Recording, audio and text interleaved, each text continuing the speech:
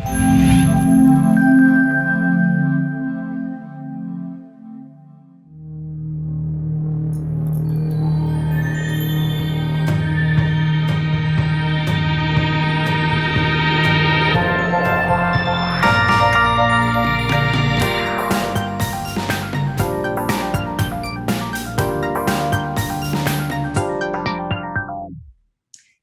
to another Health Announcement Spotlight.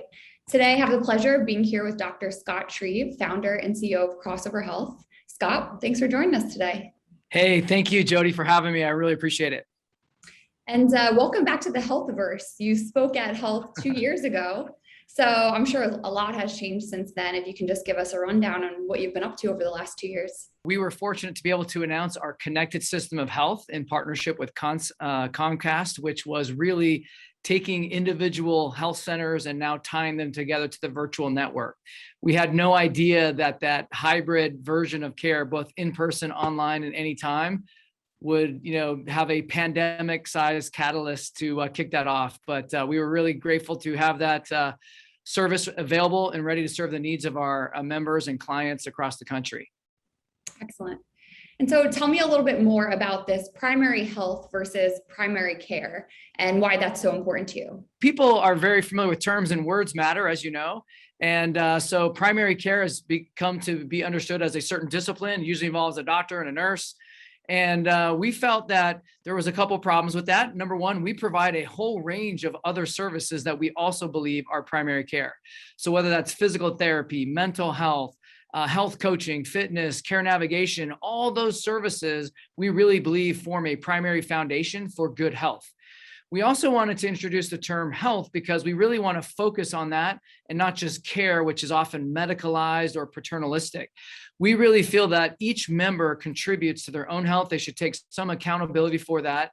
And we believe the right approach is to surround them with a care team that can help them achieve their very best health. And so that combination of disciplines, the approach, the multiple channels, the multiple modalities is really what we're trying to describe when we use the term primary health to expand people's minds of what's possible and what the capabilities are with that service. Yeah, that's great. All right, so a little birdie told me you have an announcement for us today. So let's get to it now. Tell us about it. Oh, love it. I appreciate it. Yeah, so just like when we announced the Connected System of Health, which is a nationwide rollout of both physical and virtual clinics, we're pleased today to describe the expansion of that network of both virtual capabilities as well as now new physical centers in 3 new geographies. We're excited to be coming to Seattle, New York, and Austin, and to expand our services with not just one client, but multiple clients in each area, and not just to be building one physical center, but multiple in each of those markets. This expansion is really important because these are the epicenters of a lot of growth. A lot of people are moving into these areas. And I think it sets the stage to enter into more markets with this combined hybrid service that utilizes a near-site physical network and then the surround sound care that's enabled by virtual. And that combination, and to be accountable for the outcomes of the members that are served by that, is really what we're excited to introduce and announce today as part of our health experience. Congratulations, that's great. So how are you managing the ongoing needs of this expanding member population? Well, what's exciting about the expansion is we're not only meeting the needs of a growing number of individuals who we count as members, but also growing, a set of geographies in which we're doing this as well. And so what we're finding is that we've had to add actual physical support. So meaning we have now a member support center that'll be based out of Salt Lake City. And that group will now continue with the care navigation, some of the health coaching, and some of the more virtual or remote services. And so in addition to the physical expansion with the surround sound from the virtual, we're now also adding capabilities to make sure that the members' needs are met, everything from service experience level to all the follow-ups with care navigation and other programming that we're involved with. And so again, this expanding network, expanding capabilities, and expanding value for both members and our clients. Very exciting. So then have we hit the inflection point for primary health? I believe we have, and here's why. One of the other interesting things about the pandemic was people realized that some of the care issues that you have, COVID being one, isn't just a one and done type of situation.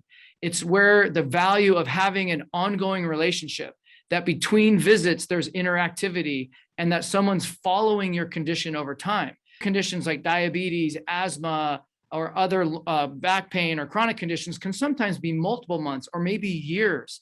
And so to have that consistent care team that's tracking with you, that's accountable for your outcomes, is really what people are seeing as possible now. And we're starting to see very large employers with operations all across the US come to the realization that this is in fact the only way that you can manage conditions over time. If you care about healthcare costs, you have to get involved with healthcare delivery at some level. And finding entities and companies and medical groups like Crossover who can stay with you, engage a large percentage of the population who's going to be accountable for those outcomes, that has the tools, the technology, and the team necessary to drive to these outcomes is really exciting. And I think you're going to see a whole wave of this. I hope so. And so with this big expansion of yours, can you give us or walk us through a timeline and what we can expect in the near future, a little further out? Yeah. Absolutely. We learned with our Amazon project, where we built effectively 20 centers in about 6 months, what's required to go and build these centers and to have everything staged out. What you're going to see is we're going to roll out Seattle first. You'll see us rolling out Austin immediately thereafter, and then New York. And so what will happen is we'll open that capability, and then we'll actually begin to expand within that region once we've kind of landed in that area. And so our capabilities to support our members will start right away in Salt Lake, which is on that same kind of a time frame. And you're going to see us continually coming out with announcing new markets, new partnerships, and new opportunities for growth and impact. Busy. Well, thank you for joining us today, and I'll see you in a few weeks in Boston at the Health. Okay. Can't wait. Look forward to it. We'll see you there. Thanks so much, Scott. Bye-bye.